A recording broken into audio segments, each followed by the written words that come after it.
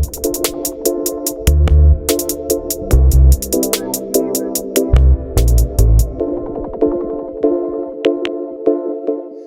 right, welcome to this week's episode of the Fantasy Fanatics Podcast. I'm your host, once again, James, and I'm joined once again by Nate. What's up, man?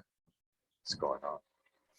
All right, in today's episode, we'll be doing some more NFL fantasy season previews for the 2022 NFL season. We'll look at the AFC and NFC South divisions today.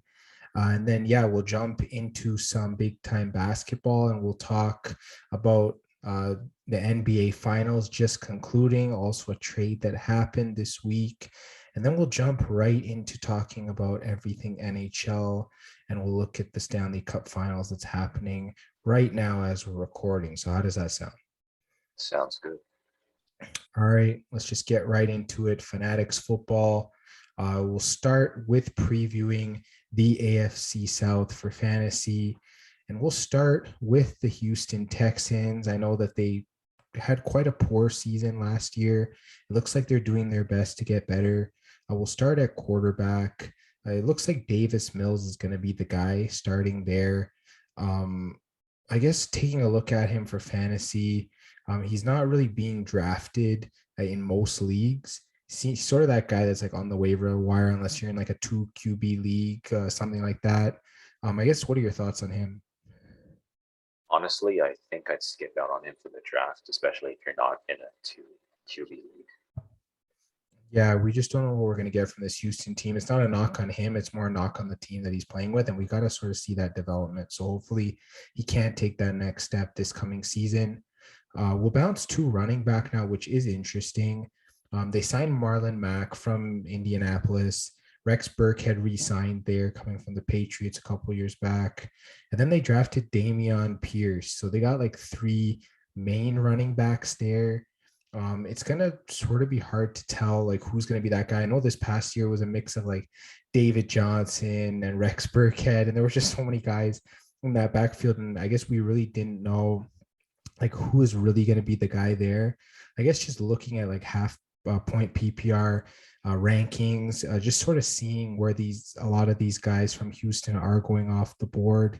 You got to go a little bit further down. It looks like Dameon Pierce is actually going off the board first in most formats. He is the rookie. But yeah, you got Marlon Mack going off at like 54. So Pierce is at 50, Mack's at like 54. So it's really hard to gauge, I guess, who's going to be that main guy. They're both going off at around like RB5 type. So they'd more be like bench guys. And then I guess just going further down, you got Burkhead going off at around 76. I guess, what are your thoughts on this backfield? I feel like each running back's going to be fighting for snaps, if that makes sense. So there could be ways to make it work.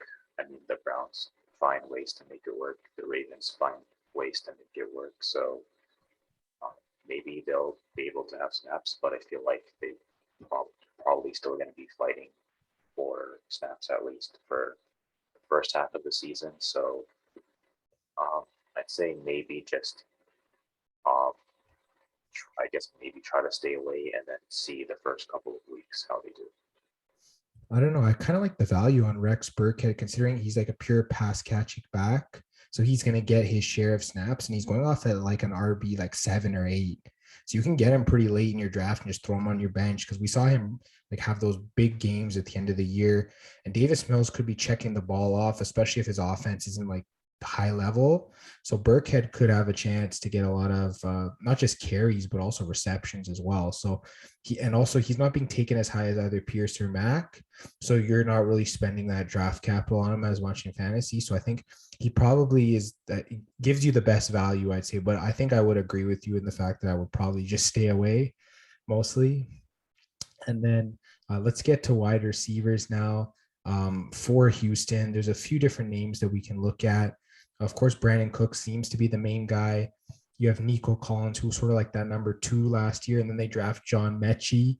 I think those are probably going to be the 3 main guys you could look at for fantasy. I guess taking a look at where they're sort of going off the board, Brandon Cooks is at 20. So he is like a wide receiver 2 price that you're paying. I think seems about right. Maybe it might be a little bit high, considering his quarterback situation might not be as great as he's had in the past.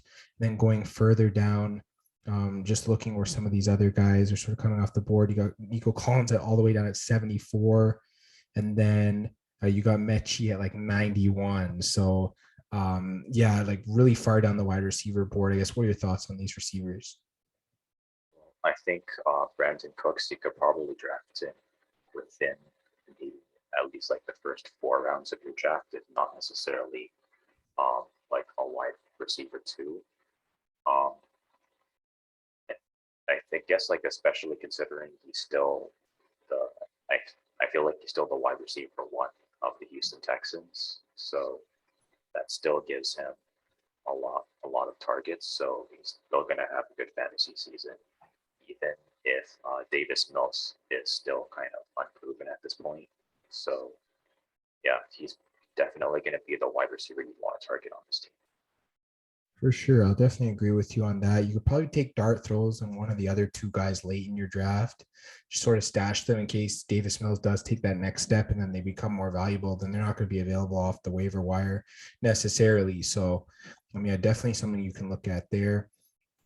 Well, let's get to tight ends for this team. Just sort of looking at who they have. Brevin Jordan was sort of that guy for them last year. And they got Farrell Brown as well. Those are probably the two main guys. Just seeing where some of them are going off the board. It looks like you're going to have to go a lot further down. You got Brevin Jordan going off at like 29. And the rest aren't even draftable. I wouldn't even say Brevin Jordan's draftable. I just think that you're probably, I guess, best to maybe pick them off the waiver wire if they're sort of productive. But I don't know if I would use a draft pick on them. I guess, what are your thoughts? I mean, Brevin Jordan is like on the border of draftable and not draftable, maybe. But yeah, it's going to be quite a reach because there's a few guys just as potential tight end twos who you'd want to pick over him. And even under him, there's guys who you could argue should be put over him, like CJ Uzoma, maybe, Olave Potts, maybe. They could potentially have better seasons than Brevin Jordan. So I'd say maybe like the first 2 weeks, see how he does. Yeah, I'd probably be leaning the same way as you. Should probably just leave him on the waiver if he sort of has a few good games, and you could probably pick him up and I guess keep him on your bench or maybe throw him into your flex or something. I guess getting now to Houston, this division, I guess where do you see them finishing? Um, I think it's either going to be third or fourth. They're still a rebuilding team. Um, there's another team that we're going to be getting to that could potentially finish either third or fourth, but I think um, Texans are still rebuilding, so I'll put them at fourth. Yeah, I guess looking at them last year, I expected them to finish fourth, but they ended up finishing third. They played really well. But considering a lot of those players either left or there were different other reasons for that, considering they traded Deshaun Watson too. Yeah, I think I'm gonna have to agree with you. Might have to put them at fourth. They have some good young players, especially on defense as well. Like they drafted Derek Stingley in the first round, third overall. So he's going to be a really solid player for them to sort of add as they grow their defense. But yeah, right now, I feel like this team they just really need to keep building up. So I'll have them at fourth as well. We'll move on to the Indianapolis Colts now. We'll start with their quarterback situation. New quarterback in the building, Matt Ryan. I guess in terms of fantasy, it looks like he's sort of going off the board. Wait, where is he? Yeah, he's around like 20. I feel like that's kind of low, but then Indianapolis is run heavy because I feel like with Atlanta, he was going off around like 13th or 14th usually. So I don't know. Does that drop give him value? What are your thoughts on Matt Ryan? It's kind of hard to see where his value is going to be because I think like regular football, he has value mainly just because he needs to be able to just pass. They just need someone who can pass. So in terms of that, that's good value for the team. But in terms of fantasy, normally want a quarterback that's doing more on the field. So I think 20th is a pretty good spot for Matt Ryan because you see Ryan Tannehill at 21 and he has a similar role in Tennessee. So I'd say like maybe somewhere in the QB2 area is pretty good for Matt Ryan. Yeah, I think it's sort of tough to gauge where he would go. I don't know, maybe if the offense would let him pass more. Well, we don't know that yet, but we're just assuming from what we saw last year. He would sort of be around where Derek Carr is, around like 14th, Kirk Cousins. Like he sort of has those similar stats, I feel like. So you might be getting a value if you sort of take him as your backup. And then when you throw him in for a bye week, he's usually pretty solid. He'll put up that solid floor of points for you. So, yeah, I think I'd be okay taking Matt Ryan as my backup. No matter what size league you're in, he'd definitely be pretty solid. We'll get two running backs now. At this point, Jonathan Taylor is the main guy. I know Nyheim Hines is there, but I mean, Jonathan Taylor, he's going like what? Like he's going off the board first in like a lot of leagues. He just seems to be a guy that's just so consistent. We saw him last year. I guess give me your thoughts on Jonathan Taylor. Jonathan Taylor, I feel like you could probably draft him fairly high this year. I guess maybe Q2 might seem a little bit high, but I feel like that kind of close to his ceiling this year, depending on how the Colts work out. I guess for Nyheim Hines, I'm not really too sure. I guess somewhere in like the bench position near the end of your draft. Yeah, I mean, for Jonathan Taylor, I don't expect him to have like that amazing season like that he had this past year. Obviously, there could be like some regression or whatever, but like at the end of the day, I mean, he's still going to be going in the first round. Like, let's not kid ourselves. Like, we know Jonathan Taylor, what he can do. We know he's on a team that's like run heavy. They prefer to run the ball, all that stuff. So I know people would take Christian McCaffrey over him. I probably wouldn't, just because I feel like Jonathan Taylor really hasn't had that injury history as of yet. I know he's been banged up here and there, but seems to be relatively healthy. So I think I'd be okay going with Jonathan Taylor as my first pick in the draft. And then you mentioned Nyheim Hines. Just looking at where he's ranked, it looks like he's around like 45th. So he's more like an RB4. Like he's sort of be like a flex option bench type guy. I kind of agree with that. It's kind of been his role. So yeah, I'm definitely okay with taking both. Like you said, Taylor could be a bit high considering he could regress this year, but at the end of the day, well, he was like the top running back last year. So you got to pay that top level price for him the year after. So I think it's understandable for me. We'll get now to the wide receivers for Indianapolis. You got Michael Pittman Jr., who's sort of that main guy. They drafted Alec Pierce, Paris Campbell still there. Those are probably going to be the three main guys in my mind. Just looking at like where they're sort of going off the board, you can definitely get them actually at pretty good value. Hold on, let me see where they are. I must have missed Pittman because he's probably further up here. Let me see here. Michael Pittman, where are you? That should be 13th, if I remember correctly. Oh, yeah, he's all the way at the top. He's at 13th. That's a little concerning for me. I don't know if I could get there with him. I guess, what are your thoughts on that? Well, considering it's supposed to be a run-heavy team, I feel like 13th might be a little bit too high.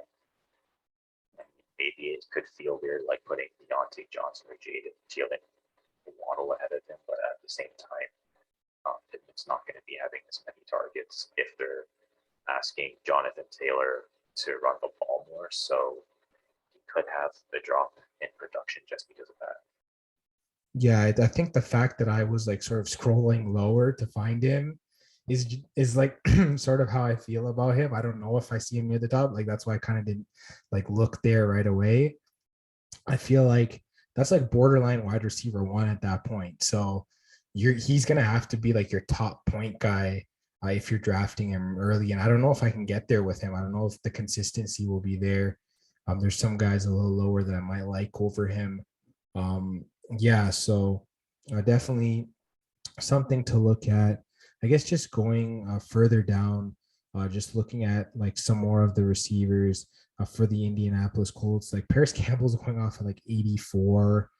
Alec Pierce at like 94. So yeah, your Pittman's probably that main guy. The others are probably going to be undrafted. I think that's okay. I think we can look at tight ends. I know Moali Cox re-signed, so he's probably going to be that guy. They drafted like Jelani Woods. I don't know if he's going to be a guy for them this year. Moali Cox, he's sort of going off the board at like 34th. I feel like that's a little undervalued. I feel like he definitely could be pretty solid backup. You might not even be able to reach for him. You could probably just take him at the end of your draft. I guess, what are your thoughts? Yeah, I was thinking. I feel like Mo Cox is a little bit undervalued because I see like Dan Arnold, Trey McBride. I mean, OJ Howard is pretty solid, but I don't think he's gonna have as big of an impact as Mo Cox, depending on how the roster situations work out. So I guess just looking at the depth chart again, Mo Cox is the tight end one, so I feel like you'd have to put him above OJ Howard, but I'm guessing they're anticipating that Wally Cox is going to be doing more blocking, so maybe that's why he's 34th. But I feel like you could potentially draft him as a tight end too. Yeah, I mean, if you're in Indianapolis, you're doing a lot of blocking anyways. So I think there should be some chances for him to catch the ball, especially with a guy like Matt Ryan at quarterback. He's going to find his targets. So yeah, Moali Cox could end up being a guy for them this year. In terms of just looking at the Colts, I guess, where do you see them in the standings this year in this division? I think they could probably finish either. I don't really want to say first, mainly just because, again, another team that we're going to be mentioning, but I guess maybe second. Yeah, I guess just looking at this team, yeah, looking at their offense, looking at their defense. I mean, they are a pretty solid defense. They don't really have a lot of holes. They signed Stephon Gilmore and they traded for Yannick Ngakoue this offseason. So I don't know. I think they do have a chance to finish first, I feel like. Yeah, maybe I might be bold and I might put them at first. I know whenever people predict the Colts to finish first, they somehow like choke it out. So I don't want to be putting the cart before the horse, but like, well, no pun intended there with the Colts, but yeah, definitely can see them finishing first. I definitely like their team. I think they're going to be pretty solid. We'll get to the Jacksonville Jaguars. We'll start at the quarterback position. He's going to be heading into his second year as a pro, and that's Trevor Lawrence. I guess give me your thoughts on Lawrence. It looks like that he's projected to go as the 19th quarterback off the board, which I think that's a good spot for him to go off. It'll be a solid backup for you. I guess give me your thoughts. Yeah, I guess they're anticipating that Trevor Lawrence is going to take a step up from the season last year. So I feel like with Jacksonville, there's just kind of a lot of question marks because Trevor Lawrence was supposed to be the most talented quarterback out of all the rookies last year, and it ended up not working out. Not necessarily his fault. The coaching situation wasn't necessarily the best last year, so I feel like he would be a backup for sure. I guess I'm not sure if you should, put him over Matt Ryan or Ryan Tannehill, mainly just because they've been proven already if you're going for a backup. So I feel like if you want a backup, he should be like a little bit lower just because we don't really know if he'll play to his full potential this season. Yeah, for sure. I think I can agree with you on that. I think he should be drafted though in like standard 12 team leagues as like a backup. So shouldn't be dropped lower than like 24th. So I can get there with him at 19th for now, I guess, unless we see major changes with any of the quarterbacks below. And then I guess looking at the running back situation for this team, It's going to be interesting. James Robinson's still there. It looks like Travis Etienne's finally going to be healthy for this year. I think he tore his like ACL in training camp or something last year and he didn't play the whole year. So it's going to be like two solid running backs for this team. The only problem is that means we don't know how the carries are going to be split. It looks like Travis Etienne is the first one going off the board at around 24th, so late RB2. And then just looking for Robinson, he's around like running back 43, so he's like an RB4 or so. Yeah, I guess give me your thoughts on this backfield. Yeah, it's really hard to tell how this backfield is going to work out, especially considering ETN is projected higher, but I guess just looking at the depth chart, it looks like James Robinson might have a bigger role considering it looks like he's going to be the RB1 this year. So it's kind of hard to tell, but I guess considering ETN didn't really have a chance to play, maybe you could kind of take him ahead of James Robinson, but honestly, I'd kind of skip out on running backs from this team just at least until I can kind of tell how it's going to work out. Yeah, like for me, like Travis Etienne hasn't played one snap in the NFL yet, and he's already and he's in a split backfield and he's going as like an RB2. That's too high for me, I feel like there's too many variables there, in my opinion, for him to be my second running back, if that makes sense. Like James Robinson, I feel like I can take him as like an RB4 because it's not like I'm going to need him to start or anything. He'll be like a flex bench type guy, and I'll be okay with that. Like ETN, you're sort of banking on him like balling out in his first full NFL season. So yeah, I think that's just sort of the way I'm looking at the situation. It's kind of tough to tell, like you said, because of it being a split backfield. So we'll definitely have to see how things sort of shape out there. I guess getting to the wide receivers, this is going to be interesting. I know Christian Kirk's there, Marvin Jones is there, Zay Jones is there. Then you got guys like Laquan Treadwell, Laviska Shenault, Jamal Agnew. All those guys had decent targets last season. Yeah, I don't know what to say about these wide receivers, honestly.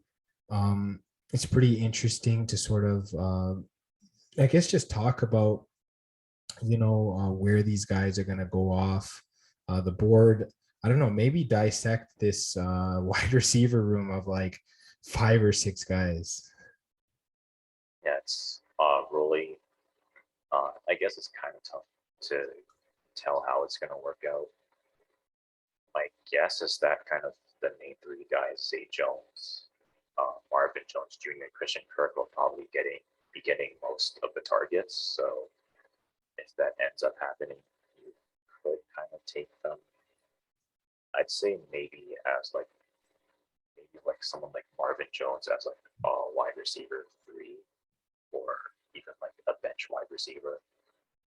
Mainly just because we don't know how the Jaguars are going to work out. So they could either be really high value wide receivers that you draft low, or you draft them really high and they end up not playing to their potential. So I'd say maybe draft them as low as possible.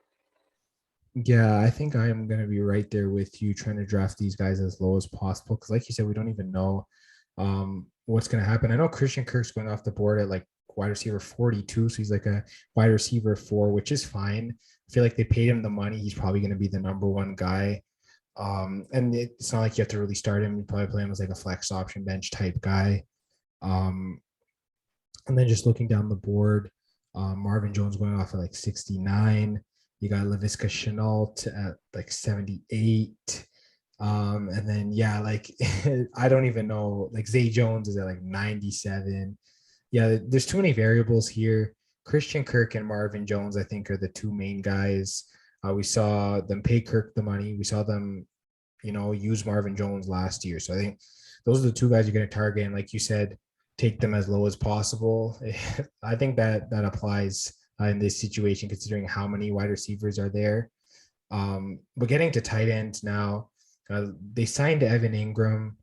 He's probably going to be the main guy. I know Dan Arnold is still there, but my guess is like Ingram, he's the younger guy. He's like the more talented guy, in my opinion. And it looks like he's sort of going off the board around like 23rd. So he's sort of be like a pretty good backup? I don't know. What are your thoughts on that? I think he could be a decent backup, especially if they give him more of a role. Again, we don't really know exactly how the Jaguars are going to structure their offense this year, especially with all the wide receivers. But if Ingram proves that he's talented enough, he could have a situation where even with all the wide receivers, he's still worth targeting. So if that ends up happening, then he could be a solid tight end too.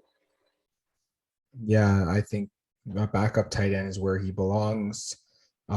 He's sort of like that guy where it's like if you have a bye week and he catches a touchdown, then you're pretty much set at that point. So yeah, hopefully he does get more targets than that. I guess bouncing to the Jaguars, I guess where do you see them finishing in this division?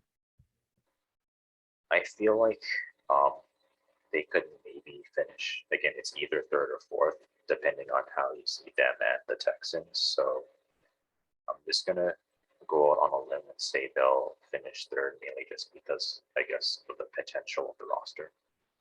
Yeah, I think I have to agree with you there as well. I think I see them at third. I like their coach, Doug Peterson. Of course, he won the Super Bowl with the Eagles. So he's a pretty decent coach. He'll come in and hopefully boost this offense. Trevor Lawrence can sort of have a bounce back here. Their defense isn't too bad either. I think I like their defense a little bit better than Houston. So I can sort of give them the edge there, considering their offense also looks a little bit better too.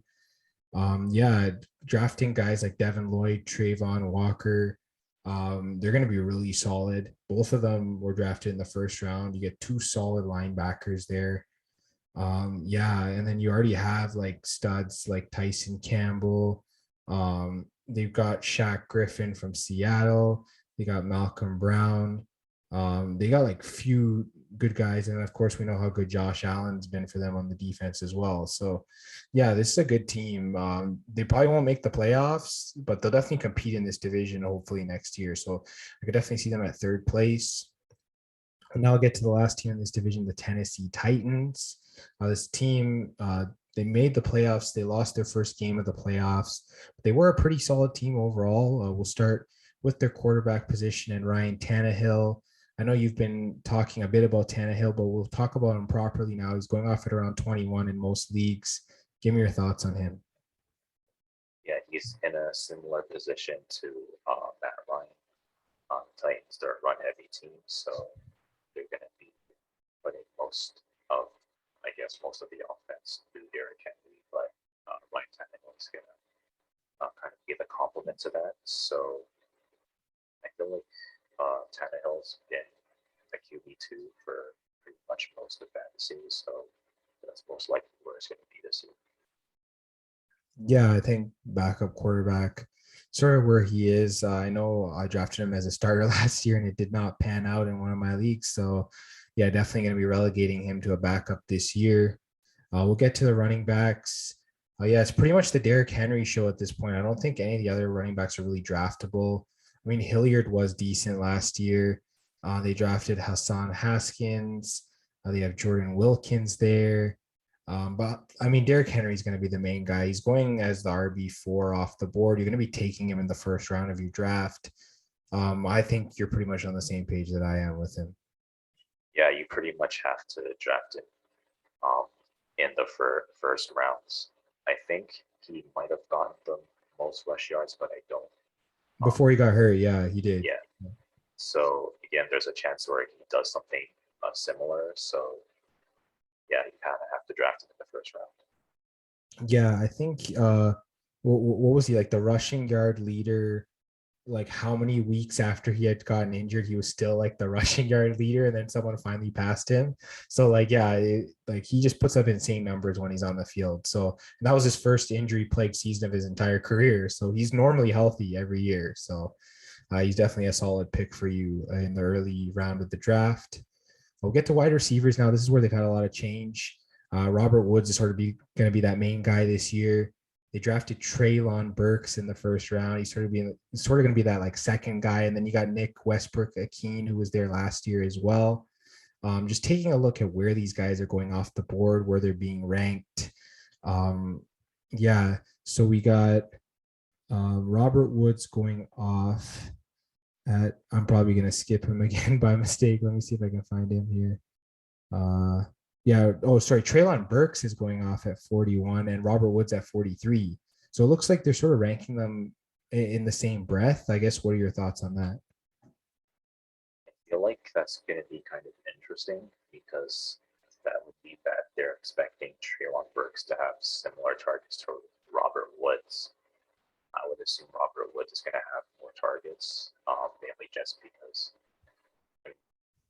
Robert Woods has been in the league for a while. We know where his talent is. Treylon Burks, he has a lot of potential, but we haven't seen him in the league yet. So um, Treylon Burks must have a lot of potential to be ranked this high, but I would honestly put Robert Woods over him still. Yeah, I think I'm on the same page with you. I think second half of the season, you'll see more production from Treylon Burks. I think first half, Robert Woods will sort of be that main guy because he's that NFL vet. So, yeah, I still think Robert Woods, just because he's the vet, you got to take him above. I know there are people that like drafting rookies, but I'd go for that consistent, proven production first, especially if you don't know who's going to be getting the same amount of targets. So, yeah, I think I'll agree with you there. For tight ends, they bring in Austin Hooper. He's going to be the main guy there. I don't think there's any doubt about that. I don't know. Just give me your thoughts on Austin Hooper. I know you watched him in Cleveland. I guess what are your thoughts on him and I guess his production? I think for Austin Hooper, he just wasn't necessarily in the best situation because he was competing with Harrison Bryant, if I remember correctly, and he was competing with David Njoku. So yeah, the Browns had three tight ends that all could have been tight end twos in fantasy, competing for spots. So I think Austin Hooper's in a better situation in the Titans, where he's probably going to be doing a lot more than he was doing on the Browns. So I think tight end two should be a good spot for him, especially considering his potential. Yeah, I definitely agree with you. I think that tight end two is sort of like that main area where you should be drafting him. But yeah, I think he'd be a solid backup in my opinion. And then yeah, getting to the Tennessee Titans, I guess where do you see them finishing in the division? I think they're a pretty solid first. Again, you could maybe put the Colts over them, but I feel like the Titans, they're like a little bit above them still so far. Yeah, like you said, one or two. I'm gonna put them at two just because I made a bold prediction with the Colts. But yeah, I definitely think the Titans are really solid as well. All right, let's get to the NFC South division now. I will start with the Atlanta Falcons. Big changes made to this team over the past two seasons. I will start with the quarterback position. It looks like Marcus Mariota is going to be the starter, but I guess there's a chance Desmond Ridder could play at some point during the season. They just drafted him.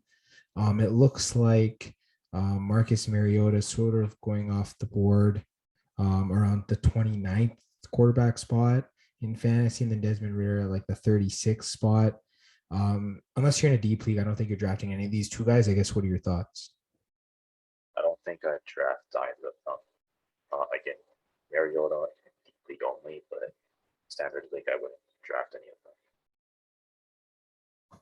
Yeah, I think I have to agree with you for sure.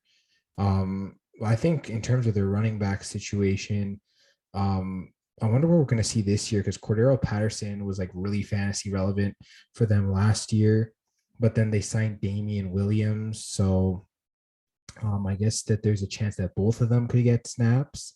In terms of sort of who's going off the board first, it's like Patterson's going off at like the RB 36, so he's like an RB 3, and then I guess just looking further down the board, uh, you've got Tyler Algier. I think he might have been drafted by them this year. Yeah, he was. So he's going off ahead of Damian Williams. It looks like Williams is going off the board at 69th. While Algier is going off at 55. So I think for me, I'm drafting Cordell Patterson and I kind of wait on the other two. I guess what are your thoughts? Yeah, that's kind of what I would do as well. Cordero Patterson maybe as like a late RB2 or early RB3. And the other two guys maybe at the end of your draft. Yeah, they're sort of like end of the draft type guys. You got to see how far they fall because it's a split backfield. You don't want to draft someone early and they end up being the wrong guy. Um, I guess getting to the wide receivers on this team, Drake London, they drafted him in the first round. He's going to be the number one guy. They brought in Brian Edwards from the Las Vegas Raiders. They have Olamide Zacchaeus, Demir Bird, a few other guys in here that probably won't factor in. Let's just look at where some of these guys are. Um, in terms of a guy like Drake London, it looks like he's going off the board on like the 39th spot, so like a high like uh, wide receiver four. And then you just go further down, and it's really hard to see anyone else really being that fantasy relevant. Yeah, I'm still scrolling. Brian Edwards is like 89th. So I think Drake London's probably the only wide receiver drafted there. And I think at wide receiver four, you're not really under pressure to start him. So I think that's a good spot. Yeah, he is a rookie, but again, he looks like more of a bench wide receiver. So you have him on your bench. Then if he does really well, then you'll be happy. But if he doesn't do as well, you already have wide receivers that you can start. So you're not really too worried. Yeah, I think the main offensive weapon, though, is at the tight end position. And that's Kyle Pitts. He's going off the board at number 3 right now, which is insane. But I mean, he was solid in his rookie year last year, and they're expecting him to take another step forward. I draft him in my top 5 for sure. Number 3, I don't know because I do like George Kittle, but I guess give me your thoughts. I think he is arguably in the top 5, along with guys like Kittle, Kelsey, Andrews, and Waller, mainly just because of how good he is compared to the rest of the roster. I mean, Patterson might have a similar impact, but I think Kyle Pitts might have more of an impact on the Falcons this season than the wide receivers. Yeah, I think he's big enough to be like a wide receiver. He's like flexible enough, and he's like big for like a tight end. So, yeah, I think that him and Drake London should provide a decent passing offense for this team. I think both of them you should be able to draft them on your fantasy team and not have too much to worry about. But that's enough for the fantasy. Let's talk about where this team's going to finish. Just looking at Atlanta among the rest of this division, I guess where do you see them finishing?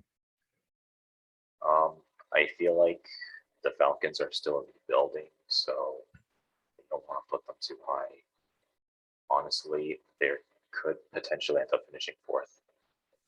Yeah, I might have to put them at 4th as well, although I do like a lot of their pieces. Their defense is getting more solid, especially their secondary with guys like AJ Terrell and Casey Hayward.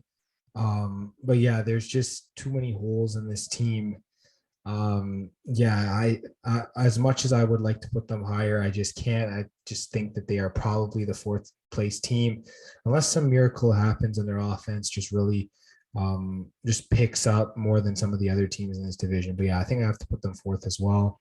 We'll get to the Carolina Panthers now. We'll start at quarterback. Obviously, they have Sam Darnold. They drafted Matt Corral. Obviously, PJ Walker is still there. They're thinking of bringing back Cam Newton as well. There's been trade talks about Baker Mayfield. Like, there's just so many quarterbacks that could end up starting on day one. I don't think I could draft a quarterback from this team. I guess, what are your thoughts? Yeah, considering we have no idea who's actually going to be the starting quarterback, you probably want to stay away from anyone on the roster right now. Yeah, like I have no reason to draft anyone. Like, I mean, if you're just looking at like who's their highest quarterback going off the board, Darnold's going at like 35. So there's no reason to even take a look at this team if you want a quarterback. You might as well just go in a different direction. I guess getting to running back now, taking a look at Christian McCaffrey, he is going off as the second running back off the board as an RB1. I mean, I know he has injury history, but if he's healthy, he could be the top running back considering his potential. Would you take him at number 2? Would you take him at number 1, or would you take him lower than that? I think I'd take him a little bit lower. Honestly, I put Eckler and Derrick Henry over him, not because he's not talented, but again, he has an injury history.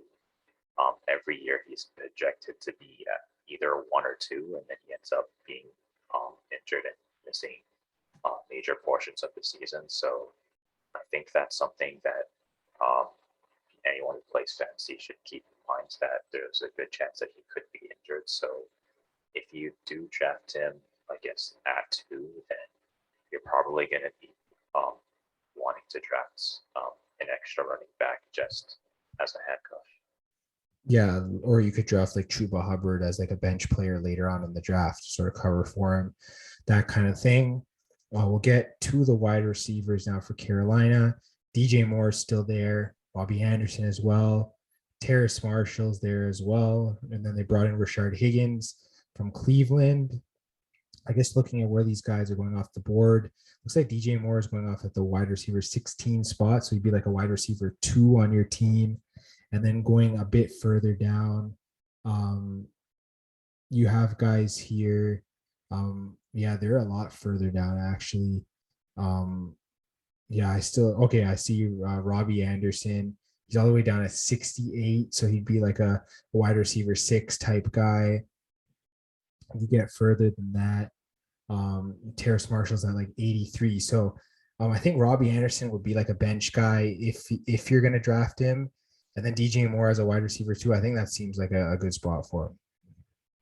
Yeah, I think DJ Moore is the most talented wide receiver on the roster right now. So I think wide receiver 2 is a pretty good choice for him. And then the other 2 guys, you just wait till the end of your draft to draft them. Yeah, for sure. I think that we don't know who's going to be the passer in this offense. So, and we know McCaffrey is going to be the number 1 option in this offense anyway. So then you're just banking off of whatever targets are left. So yeah, you don't want to be too quick to draft any of these guys. You just sort of got to get them where they're at, in my opinion. And then I guess just looking at the tight ends, looks like Tommy Tremble is going to be the main guy. Ian Thomas is still there as well. It looks like Tremble's going off at like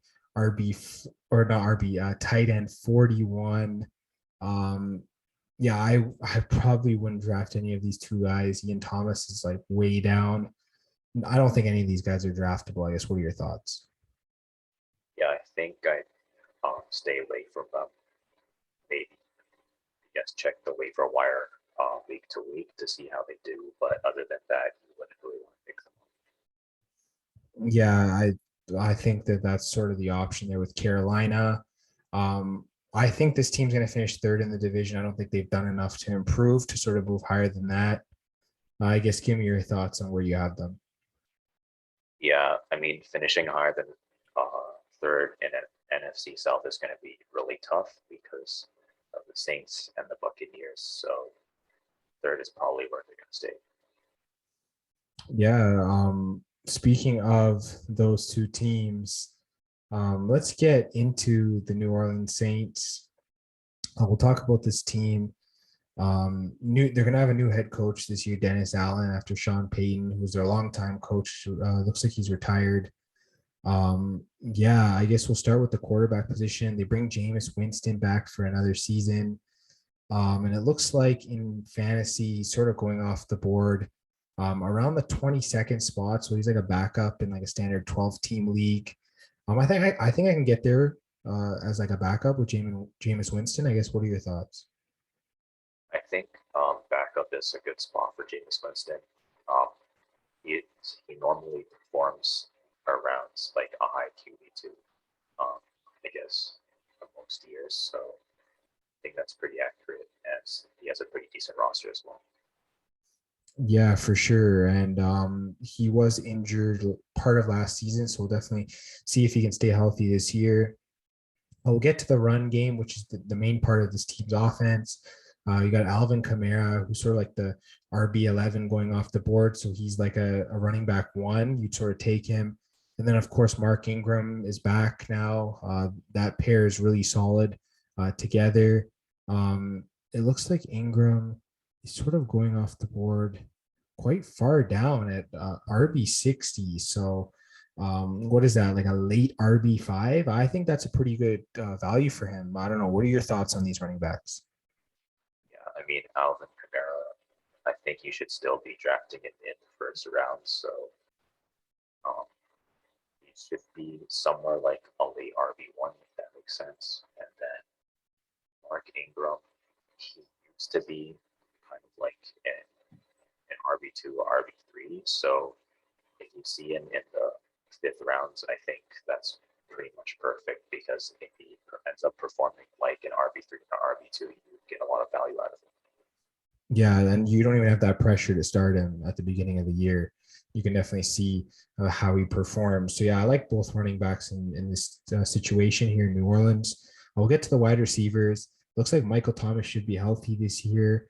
They signed Jarvis Landry from Cleveland, and then they get Chris Olave in the first round of the draft. And then, I mean, they have guys still there like Marquez Callaway, Traquan Smith, guys like that. This wide receiver core is looking pretty solid, in my opinion. I don't know, like, I think it's tough for me to see who would be the top wide receiver here. I think maybe you'd lean with Michael Thomas. It looks like he's going off the board around the 26th spot, so just at the top of wide receiver 3, which is not too bad. And then I guess if you go further down, you have like Chris Olave at 50, Jarvis Landry at like 56. So they're all in that like wide receiver 5 range after that. So I guess give me your thoughts on these 3 wideouts. Yeah, I guess they're going to be competing for targets a little bit more, mainly just because it looks like Alvin Kamara might be kind of the main guy on offense. So thinking maybe Michael Thomas looks like he's the most talented wide receiver there, so he'd be getting the most targets, so you draft him first.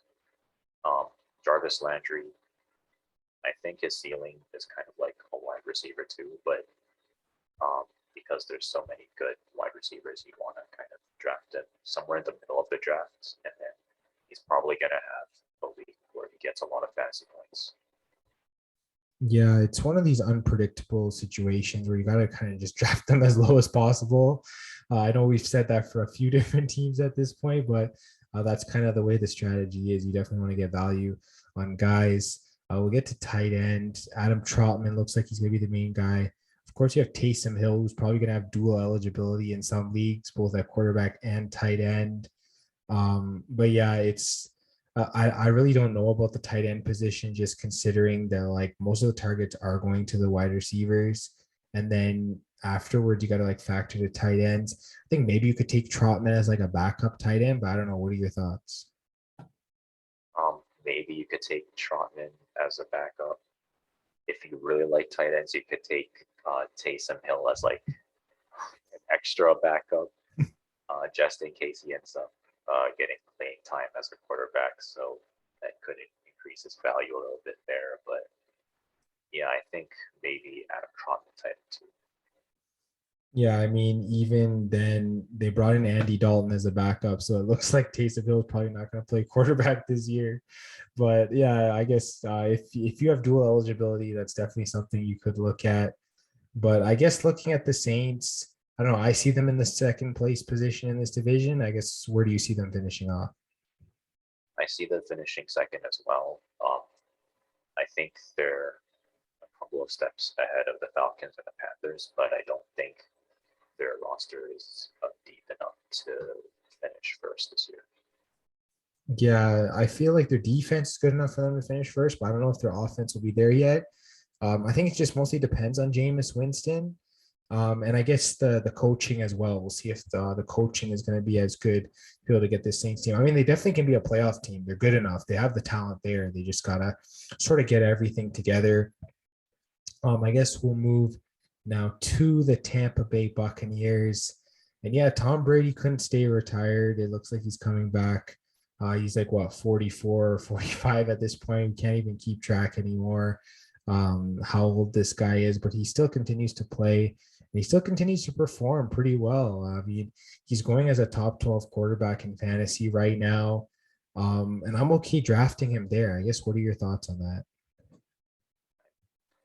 Tom Brady is still really talented even at the age that he is.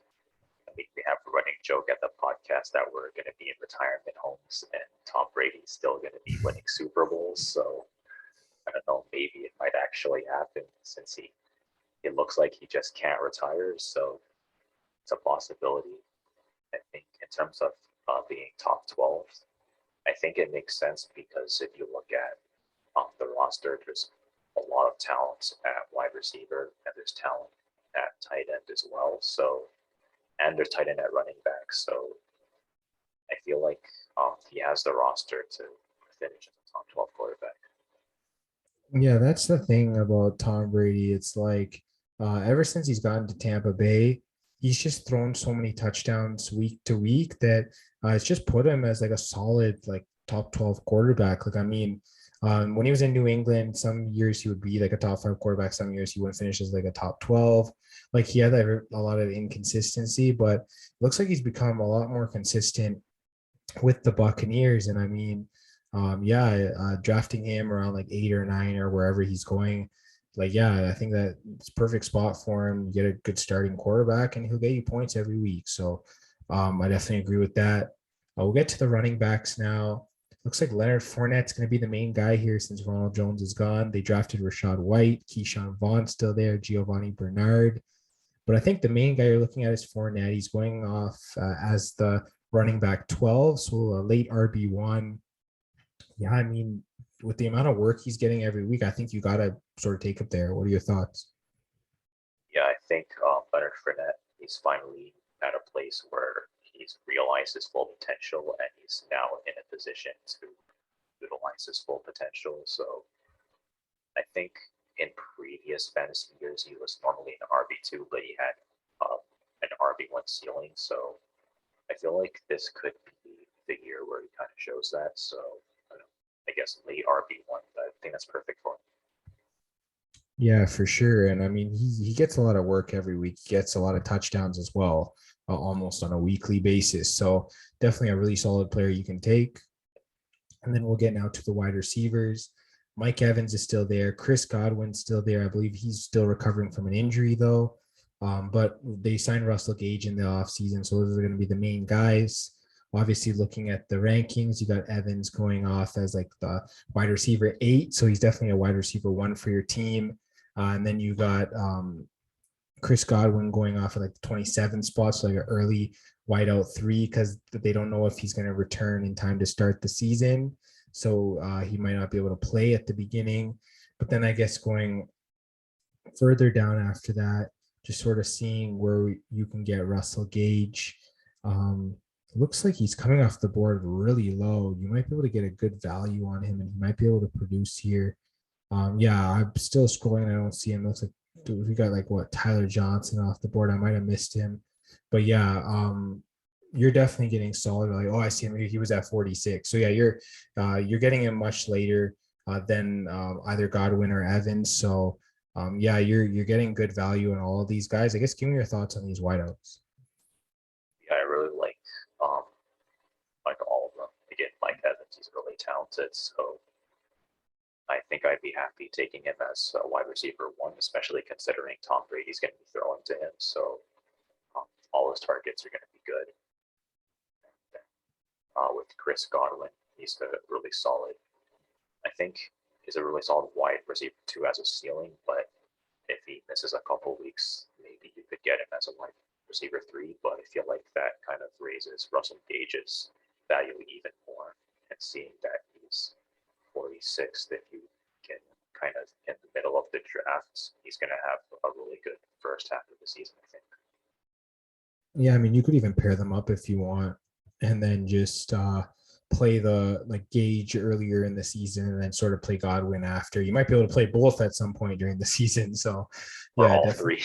Yeah, you know what I'm saying? Like, you might have to watch out for bye weeks because then your team might be screwed if you have all of them all on a bye in 1 week, and if you have Tom Brady in your lineup as well. So, I mean, this offense is good, but I think double dipping is a little too much at this point. We'll get to a tight end now for this team. And I mean, I think we're sort of up in the air right now. It looks like Gronk hasn't re-signed back with them yet. There's a chance he could in the upcoming weeks. Looks like Cameron Brate's that like tight end 1. I don't think he's been a tight end 1 for this team for like a few years now. Ever since OJ Howard came and then Gronk came. So it's interesting to see him there. I guess he is going off the board. He's I don't even see him here on the board unless I'm just missing him. Yeah, it looks like he's going off the board at like 37. So I guess people are expecting him to, be the backup to a guy like Gronk. Maybe they expect Gronk to come back. I don't know. Give me your thoughts on that. Yeah, I'm thinking if they're expecting Gronk to come back, then might not necessarily want to draft him because I see Gronk is like, I think he's 24th off the board, right under Evan Ingram. So maybe for Cameron Brate, if you're in a deep league, you could take him as a tight end too, maybe. But I'd say if you're in a standard league, just wait for like the first couple of weeks. And if Gronk ends up not coming back, then you can kind of take it from there. I was gonna say if Gronk comes back, he's probably gonna jump up, probably in like the top 9 somewhere, like where Zach Ertz is and above. I think that's the sort of the tier where Gronk's going to be. He's going to be a top 10 tight end. And then if Gronk doesn't come back, I think Brate will jump into like that, like 15, 16 area, sort of where Fant or Tanyan is. So he'll still be a really solid backup. You might get some upside from him if Brady's going to target him as well. So you figure out who the starter is, and that's the one you draft if you want to get a piece of this offense at tight end. And then, we both talked about Tampa Bay. We think they're going to finish first. I guess give me your thoughts on this team. Yeah, I mean, they look like, I guess, potential Super Bowl contenders again. Although I'm not sure if they'll make the Super Bowl this year, but I think they're going to have another deep playoff run. I guess, especially with the roster as talented on offense, and Tom Brady leading the ship. Tom Brady always tries to find ways to make it as deep as possible in the playoffs. So they're pretty solid. I think first for this division. Yeah, I mean, I definitely gotta agree. Tampa's the standard, not only in this division, but I think potentially in the entire NFC. So the Rams had a tough time beating them. They beat Tampa. They got over the hump. They won a Super Bowl. So Tampa's that standard. You got to match up with them. So they're definitely going to be really solid again this year. We'll move now to some big time basketball. Let's get to the NBA Finals. It concluded on Thursday night, and the Golden State Warriors are your 2021-22 NBA champions. They won Game 6 by a score of 103-90 in Boston. Steph Curry led the Warriors with 34 points. Jaylen Brown led the Celtics with 34. Draymond Green had 12 rebounds to lead the Warriors, while Al Horford had 14 to lead the Celtics. Draymond also added 8 assists to lead the Warriors, while Marcus Smart had 9 to lead Boston. I guess give me your thoughts on this game. Give me your thoughts on the playoffs, and I guess give me your thoughts on Golden State winning the championship. Yeah, it's an amazing game by the Warriors. It looks like the Celtics, even though they're a really good defensive team, they just didn't know how to stop this team in the end. So the Warriors, they were basically firing on all cylinders. Steph Curry had an amazing game. It looks like his 3-point percentage was 54.5. So that's amazing, basically. Draymond had it looked like the team in general was just playing really well on offense, and they were able to limit the Celtics' chances. So it's really impressive. I think I guess they were kind of making fun of the Celtics for having Al Horford try to guard Steph Curry on the perimeter. So I guess that's kind of like another example of just the Warriors. They were able to kind of take advantage of mismatches against the Celtics. And even though I think Al Horford was the leader for rebounds, I guess in this game, I felt like the Warriors, they were still rebounding well enough that they could get kind of second chances, and then that allowed them to kind of let the lead grow a little bit more. Because I noticed that sometimes Celtics, they want to get the rebound, the Warriors would, and then they shoot a three. So that makes it really hard to kind of catch up. Yeah, I thought most of the Warriors players played pretty well in this game. I know Klay Thompson did have a rough go of it again. but I mean, it didn't matter. They still won the championship. I guess moving to Boston, in terms of their starters, I think Marcus Smart had a pretty good series overall. Jaylen Brown as well. He was really fantastic for them. Robert Williams, Al Horford were also solid. The main person I was disappointed with was Jason Tatum. I feel like he could have given a bit more. I mean, he only had 13 points in this game.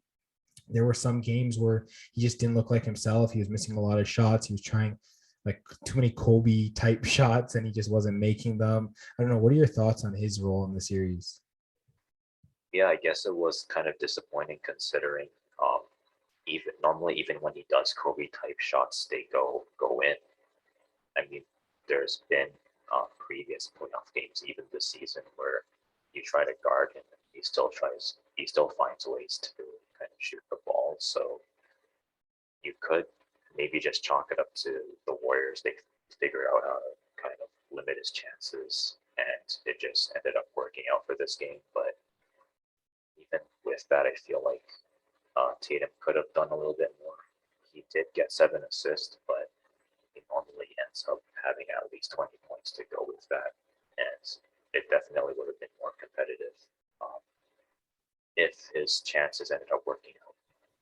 Yeah, I mean, good effort from Boston, though, overall. Golden State just kind of looked like the better team as the series progressed. I know Boston did have a good start. Yeah, I definitely think Boston's a young enough team that they can come back another year. I mean, Tatum, Brown, Williams, these guys are pretty young still. I don't even think Smart's that old either. They definitely have a good solid core if they can keep it together, add the right pieces. They definitely have a chance to be back in the upcoming years. I guess give me another thought on just the playoffs overall this year.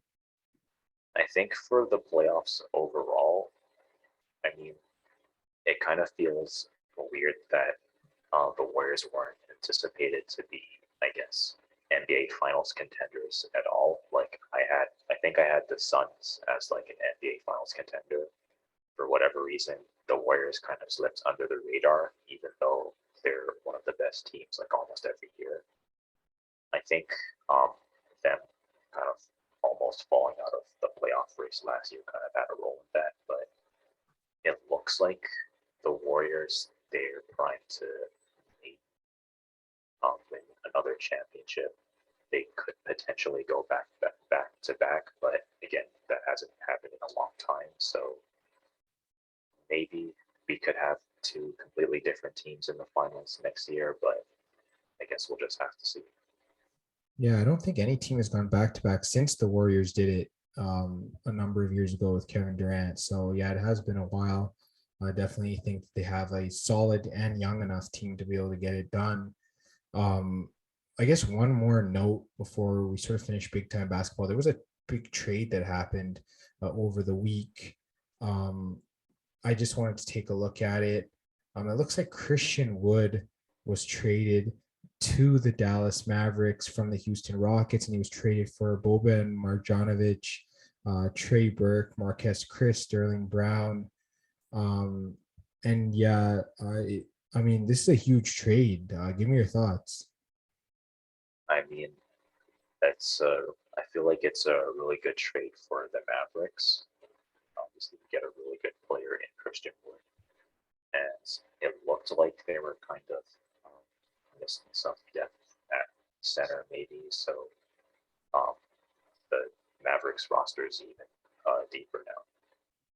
Yeah, this guy averaged a double double over last season, 17.9 points, 10.1 rebounds per game, really solid. I forgot to add that Dallas also traded away the 26th overall pick in the draft, so Houston gets that as well, sweeten up the deal. But yeah, I think that this puts Dallas in a great position for next year. Yeah, it looks like Dallas. Yeah, I think they won this trade. I think you can probably agree with that. He's definitely that big man that they've been missing ever since they traded Porzingis. I know Dwight Powell played pretty well, but he is not sort of at that level that I feel like Christian Wood is. So I definitely agree with this trade. I guess any last thoughts for you on whether it's the NBA playoffs or the trade? Well, I guess just for the NBA in general, I would say that I guess a lot of people are going to kind of making fun of the Celtics, but again, I feel like the Warriors, they did have the deeper roster overall, and their offense was just a little bit better. So I think before the playoffs started, we we said that the Celtics would give them a run for their money, and it would end in around 6 or 7 games. And that's pretty much what happens. So I feel like we haven't necessarily seen the Celtics ceiling yet, as weird as that sounds. Yeah, I think we said around like 6 games or so the series would go to. We didn't think it was going to be too short. So, yeah, I definitely think it was a great series. Obviously, Boston came up short, but like you said, they do have a good young team still. They definitely can make another run at it. And yeah, Golden State just played pretty solid. Definitely a lot of great players on that team. They definitely all played really well. Steph Curry finally getting his finals MVP, which he is much deserved for him. And yeah, I guess overall a pretty good NBA season. I definitely like the way everything turned out. So that's pretty much going to be the end of big time basketball. So I'm going to get it to you for everything NHL. So for everything NHL, the Stanley Cup Finals is underway, and currently it looks like Colorado is leading 2-0, but Tampa Bay has something to say about that. So what are your thoughts so far? Yeah, so Colorado, like you said, took the first 2 games at home, but it looks like game 3, it's going on right now as we're recording. And yeah, I mean, it looks like Tampa Bay, they're up 6-2. The third period's almost done. It looks like they're gonna win it. They're gonna cut the series lead in half, make it 2-1. And yeah, I mean, this is a series again. Colorado, I think they dominated. They had an overtime win, 4-3 in game 1. They won 7-0 in game 2, a huge dominant performance. But yeah, Tampa's looked solid in this game. I guess looking at like some of the scorers so far, Gabriel Landeskog opened the scoring in the first period for Colorado, but then there were 2 goals by Tampa after from Anthony Cirelli and Andre Palat. And then in the second period, Nick Paul scored for Tampa Bay, as well as Steven Stamkos, Patrick Maroon, and Corey Perry. So huge scoring period for the Bolts. But then Landeskog scores again for the Avs. So it's 6-2 heading into the third. And in the third, there's no goals yet. Of course, there could end up being an empty netter if Colorado decides to pull their goalie. Looks like Tampa Bay has a power play right now as we're recording. So there's a chance that the score will stay at 6-2. My thoughts are, I think that Colorado started off hot, but it looks like Tampa's sort of finding their groove now. So it's going to be tougher to predict how the series is going to go. I know I picked Tampa to win, to sort of three-peat, but I mean, Colorado, they've proved that they're a really good team. Yeah, this is like we talked about this on last episode. This is one of the better finals that we've seen in a while. So 2 really talented teams, and yeah, they're both playing really good hockey. Yeah, I think that this is kind of a finals that, especially if you're a fan of just hockey in general, you're not going to want to tune out of the series. It's definitely not over yet. I think even if it ends up being 3-1 that Avs favor, I feel like Tampa can still push the series to 7 games, if not win in 7. So this is definitely a series where you're going to have to watch every game to find out who actually wins. Yeah, I was just about to say every game matters. Like if you like every game you got to try and win because every loss you take is one step closer to not winning. So every game matters, every win matters. Yeah, especially for Tampa Bay considering they are down in the series. Each win matters a little bit more, but yeah, either way, both teams have played really solid so far. I guess if I'm picking for a winner for next game, I think maybe Tampa Bay ties the series. Like you said, it could go 7. I'm definitely thinking that now. So, yeah, maybe I'll take Tampa to win the game 4 and sort of tie it up. Yeah, honestly, that's kind of how I'm leaning, especially when we've seen Tampa Bay in the playoffs this year. They've been down some pretty big leads. They've been down 3-0. They've been down 2-0. And they just find a way to kind of come back against some really tough teams. The Avalanche, look, they're pretty much the best team in the West, but I feel like can't really underestimate Tampa Bay. Yeah, you can't underestimate them. They're the two-time champs are looking for a three-peat. So, either team, I think both teams, they're playing like they're champions. They're both playing really solid right now. Let's just say it's gonna go to 7 because I want to see 7 games in this series. Yeah, I think seeing 7 would be perfect for the series. And I guess just what are your thoughts on the playoffs so far? Yeah, I think the two best teams definitely got to the finals from the looks of it. So I think there were some like tough teams on both sides. I know Florida, they were the President's Trophy winning team, but they couldn't get it done against Tampa. The Edmonton Oilers gave Colorado a good fight. Like there were different other series. Of course, Toronto took Tampa Bay to 7. St. Louis put up a good fight against Colorado too. So yeah, I mean, I think the two strongest teams are facing in the finals, and I think we've had a good playoff so far. The action's been great. We'll definitely see a Stanley Cup champion that much deserves their championship. That's for sure. And I guess just looking at the rosters a little bit, what do you think about the players from each team? Yeah, I mean, I'll get through the rosters. It looks like this game's final now. It looks like 6-2 is the final score. I've been impressed. I guess I'll pick a player from each team. I'll start with Colorado. Valery Nichushkin, he's been really solid. I know everyone made fun of him the year with Dallas where he didn't even score a goal in the entire season. I mean, he's been lighting it up for Colorado in the playoffs this year. Definitely have been impressed with him. And then for Tampa Bay, a guy like Nick Paul, they got him from Ottawa at the trade deadline. He scored again in this game. He scored 2 goals in the clinching game against Toronto. He scored a goal in game 1 against Colorado as well.